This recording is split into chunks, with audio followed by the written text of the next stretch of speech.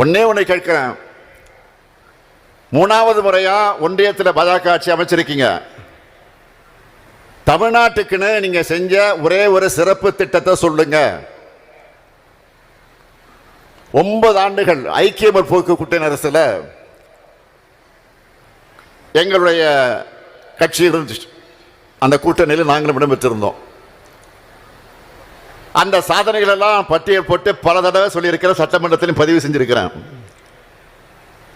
ஆனா 11 வருஷமா நீங்க ஆட்சிக்கு வந்து இந்த 11 வருஷம் ஆகுது. இந்த 11 வருஷத்துல நீங்க தமிழ்நாட்டுக்கு என்ன பண்ணீங்க கேட்டுக்கிட்டே இருக்கிறோம். ஆனா அதை மட்டும் சொல்லவே மாட்டீங்க.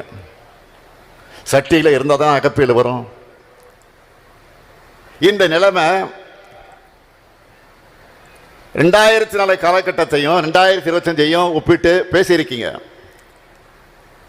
அன்னைக்கு இருந்த பட்ஜெட் என்ன, இப்ப இருக்கக்கூடிய பட்ஜெட் என்ன? அன்னைக்கு தங்கம் ஒரு பவுன் 5000 ரூபாய், ஆனா இன்னைக்கு 71,000 ரூபாய். 2004 பணமும் இப்போ இருக்கக்கூடிய பணம் ஒண்ணா?